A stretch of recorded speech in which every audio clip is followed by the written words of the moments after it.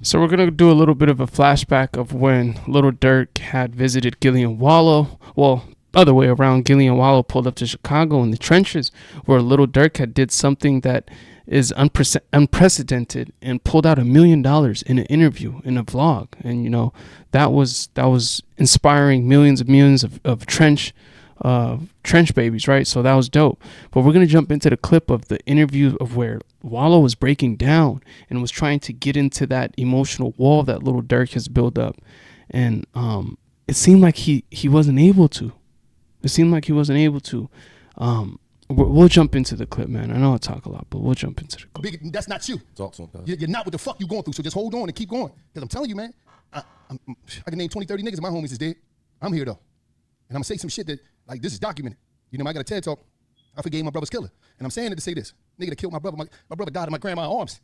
In that fucking house that we grew up in. They shot my brother, he ran to the house.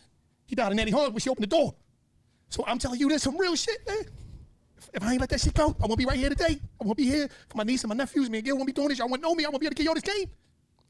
But I had to leave. I had to let that shit go. And when I let that shit go, nigga, I started to grow. And I started to glow. And now I'm here today, and it was hard in the motherfucker, man. And I'm talking about this my big brother, nigga. I shared the cell with him. I shared the bed with him when we was fucking kids. This little Steve.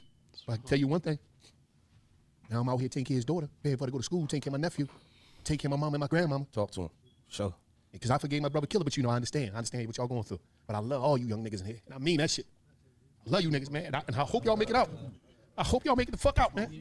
Man, he like, straight up, man. It's so crazy. This motherfucker really dropping tears for this shit. Like, shit for real. Like, I love being around the young niggas because. Nah, that response, I don't know if it's because Lil Durk is a rapper and has an image to protect and he can't really show you an emotional side or show you a sensitive side.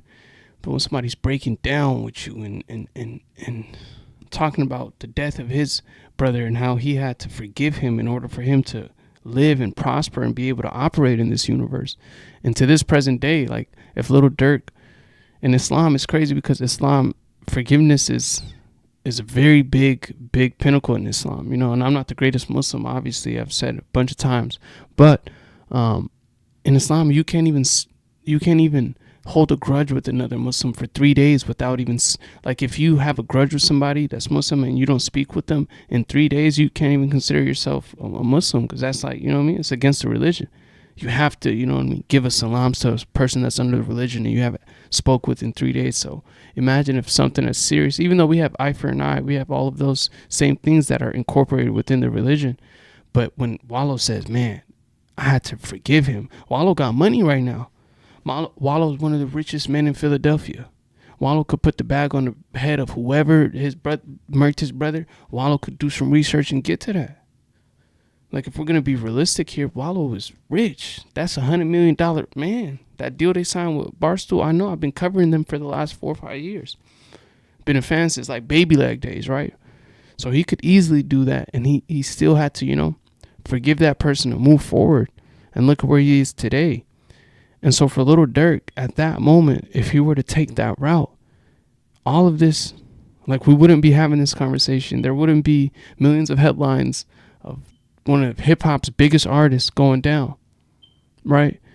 So that's why I was like, damn, bro, this clip, it hits different, kind of like similar to the Young Thug situation.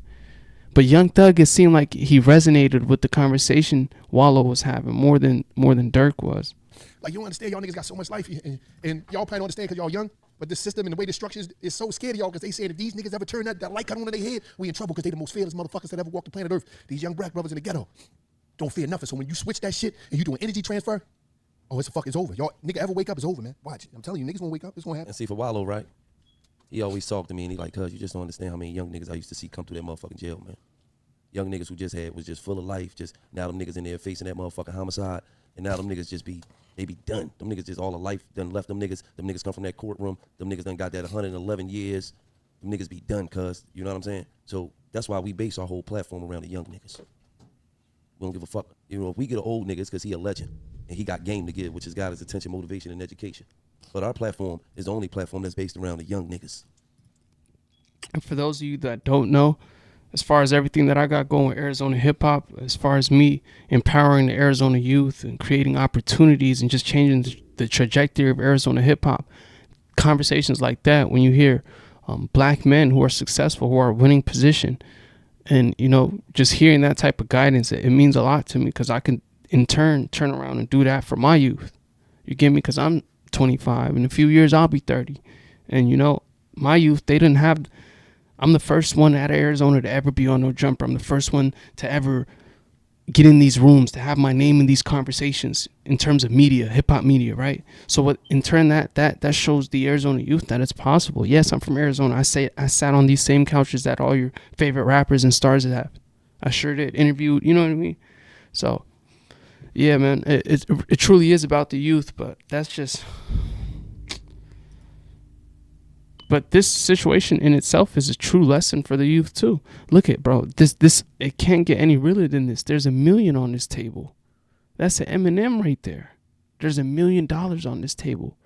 Subhanallah, the $1 million right now can't do anything for you. Sure, it can pay a lawyer. Sure, I mean, yeah, you do need lawyers, so it's definitely gonna cover your legal fees.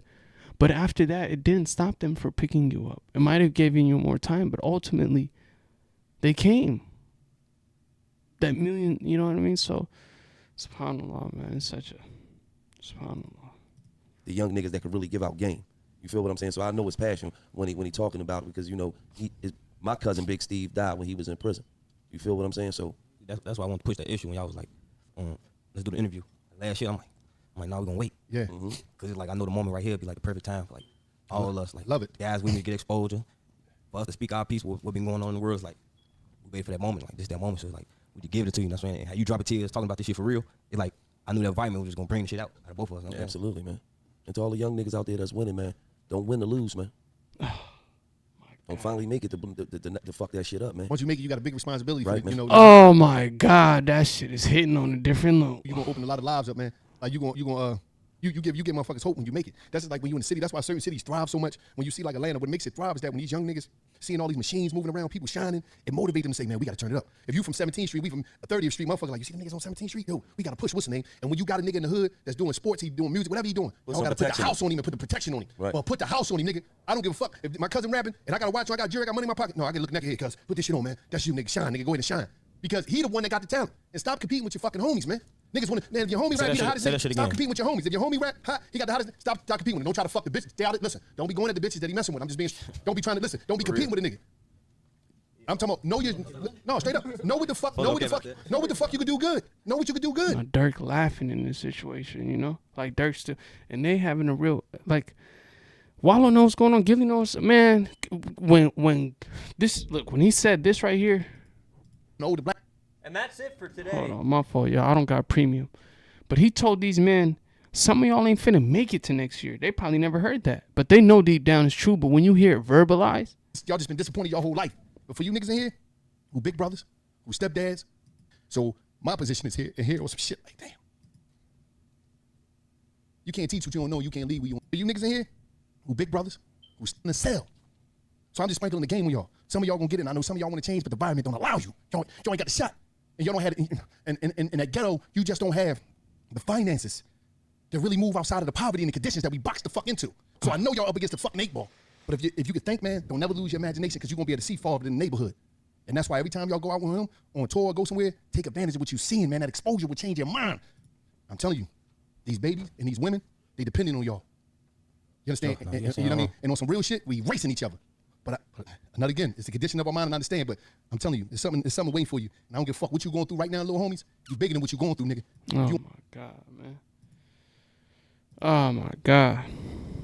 Damn, man. Shout out to Gilly and Wallo, man. But if you're still here, please give it a comment, a like. There's 3 videos in front of your face here. Tap in with one of them if you're still here, And yeah, man, like, comment, helps the algorithm.